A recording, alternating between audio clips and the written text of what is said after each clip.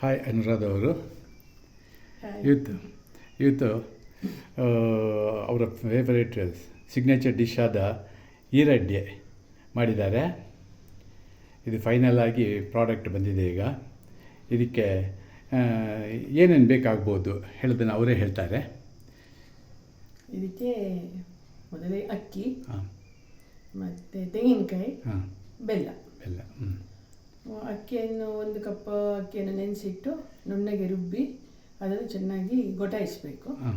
ಸ್ವಲ್ಪ ಮುದ್ದೆ ಬಂದ ನಂತರ ಅದನ್ನೊಂದು ಸೈಡಿಗೆ ಇಟ್ಟು ತೆಂಗಿನಕಾಯಿ ಮತ್ತು ಬೆಲ್ಲ ನಿಮಗೆ ಸಾಧಾರಣ ಹೂರಣಕ್ಕೆ ಎಷ್ಟು ಬೇಕೋ ಅಂದಾಜಲ್ಲಿ ಹಾಕ್ಕೊಂಡು ಅದನ್ನು ಸ್ವಲ್ಪ ಬಿಸಿ ಮಾಡಿಕೊಂಡು ಮುದ್ದೆ ಮಾಡಿ ಇಟ್ಕೊಂಡ್ಬಿಟ್ರೆ ಮತ್ತು ಅರಿಶಿನ ಎಲೆ, ಅರಿಶಿನ ಎಲೆ ನಮ್ಮ ಬ್ಯಾಕ್ ಯಾರ್ಡ್ನಲ್ಲೇ ಬೆಳೆಸುವ ಅರಿಶಿನ ಎಲೆಯನ್ನು ಕೊಯ್ದು ಬೇಕಾದಷ್ಟು ಕಟ್ ಮಾಡಿ ಬಂದು ಅದನ್ನು ಚೆನ್ನಾಗಿ ತೊಳೆದುಬಿಟ್ಟು ಅದಕ್ಕೆ ನಾವು ಅಕ್ಕಿದ್ದು ಮುದ್ದೆ ಮಾಡಿಟ್ಟಿರ್ತೀವಲ್ಲ ಗೊಟಾಯಿಸ್ಬಿಟ್ಟು ಅದನ್ನು ಹಾಕಿ ಮತ್ತು ಅದರ ಮೇಲೆ ಕಾಯಿ ಬೆಲ್ಲದ ಹೂರಣ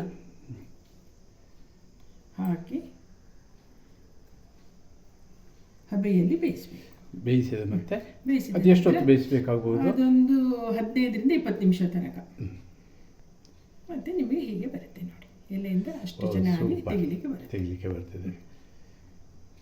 ಈರಡ್ಡಿಯ ಫೈನಲ್ ಪ್ರಾಡಕ್ಟ್ ನಮ್ಮ ದಕ್ಷಿಣ ಕನ್ನಡದಲ್ಲಿ ಈರಡ್ಡಿ ಅಂತ ಈರಡ್ಡಿ ಹೇಳ್ತೇವೆ. ಇದು ಭಾಳ ನ್ಯೂಟ್ರಿಷಿಯಸ್ ಫುಡ್ಡು, ಯಾಕಂದರೆ ಅರಿಶಿನ ಎಲೆಯನ್ನು ಯೂಸ್ ಮಾಡ್ತೇವೆ. ಮತ್ತು ಇದು ನಾವು ಸ್ಟೀಮಿಂದ ಮಾಡೋದ್ರಿಂದ ಭಾಳ ವೆರಿ ನ್ಯೂಟ್ರಿಷಿಯಸ್ ಫುಡ್. ಫೈನಲ್ ಈರಡ್ಡಿ ಪ್ರಿಪೇರ್ ಆಗಿದೆ. ನಿಮ್ಮ ಮಾಹಿತಿಗಾಗಿ ತುಂಬ ಥ್ಯಾಂಕ್ಸ್ ಅನುರಾಧ ಅವರೇ.